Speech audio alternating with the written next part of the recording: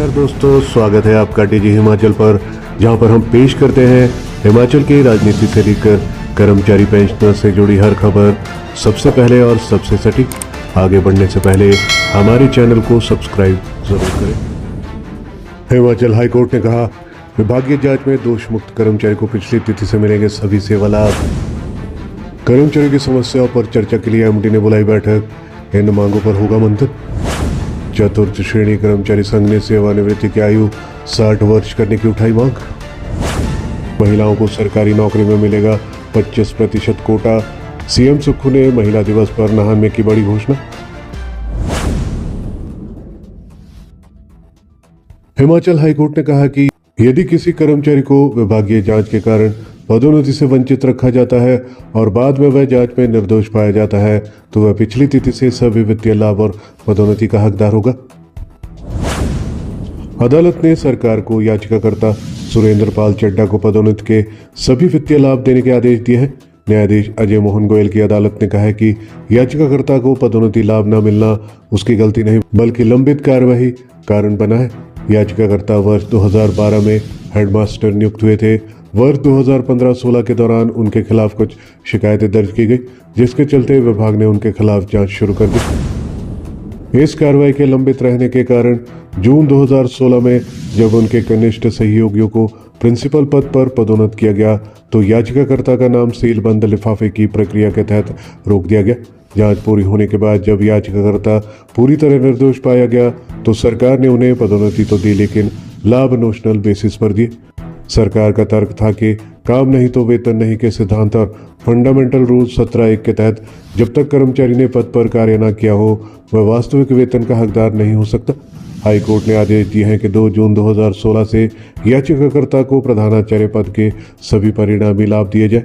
इस प्रक्रिया को 3 महीने के भीतर पूरा किया जाए। यदि सरकार निर्धारित समय सीमा में लाभ नहीं देती है तो उन्हें 6 प्रति वर्ष की दर से ब्याज का भुगतान करना होगा।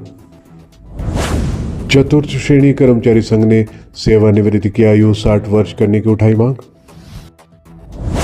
राज्य स्तरीय चतुर्थ श्रेणी कर्मचारी संघ ने स्वास्थ्य विभाग में सेवानिवृत्ति की आयु बढ़ाने की मांग सरकार से की है। इसके लिए संघ का प्रतिनिधिमंडल मुख्यमंत्री ठाकुर सुखविंदर सिंह सुक्खू से मिला और 12 सूत्रीय मांग पत्र सौंपा गया है। संघ के महासचिव राजीव रमौल की अगुवाई में प्रतिनिधिमंडल ने मुख्यमंत्री को ज्ञापन सौंपते हुए कहा है कि विभाग में वर्तमान में सेवानिवृत्ति की आयु 58 वर्ष है, जिसे 60 वर्ष करने की मांग की गई है। इसके अलावा पदोन्नति प्रक्रिया को समयबद्ध और चरणबद्ध तरीके से लागू करने, प्लास्टर असिस्टेंट, ड्रेसर और ओटीए के पदों पर समय पर पदोन्नति सुनिश्चित करने की भी मांग उठाई गई है। कर्मचारियों ने रात्रि सेवा बंद करने, सरकारी आवास की उचित व्यवस्था और अन्य हितकारी मुद्दों पर भी विस्तार से चर्चा की है। मुख्यमंत्री ने प्रतिनिधिमंडल को आश्वासन दिया है कि उनकी मांगों पर सहानुभूतिपूर्वक और सकारात्मक विचार किया जाएगा। इस मौके पर राकेश शर्मा, राजीव रमौल, शमशुद्दीन समेत अन्य कर्मचारी भी मौजूद रहे। एचआरटीसी निगम कर्मचारियों की समस्याओं पर चर्चा के लिए एमडी ने बुलाई बैठक, इन मांगों पर होगा मंथन। चालक परिचालकों की ड्यूटी और बस संचालन पर होगी चर्चा, विभिन्न कर्मचारी संगठन बैठक में आने पर अपना देंगे सुझाव। हिमाचल पथ परिवहन निगम में कर्मचारियों, चालकों और परिचालकों की लंबित मांगों और बस संचालन के दौरान उत्पन्न समस्याओं पर विचार विमर्श के लिए निगम प्रबंधन ने सोमवार को बैठक बुलाई है। इसकी अध्यक्षता निगम के प्रबंध निदेशक एमटी करेंगे, जिसमें विभिन्न कर्मचारी संगठनों के प्रतिनिधि भाग लेंगे। कर्मचारियों की समस्याओं पर होगा मंथन। बैठक में चालक परिचालकों को ड्यूटी के दौरान आने वाली व्यवहारिक दिक्कतों, बसों के संचालन से जुड़े तकनीकी और प्रशासनिक पहलुओं के साथ साथ कर्मचारियों की अन्य मांगों पर विस्तार से चर्चा की जाएगी। लंबे समय से विभिन्न संगठन इन मुद्दों को लेकर प्रबंधन के समक्ष अपनी बात रखते रहे हैं। इस बैठक को कर्मचारियों की समस्याओं के समाधान की दिशा में महत्वपूर्ण माना जा रहा है। ड्यूटी टाइमिंग पर होगा मंथन।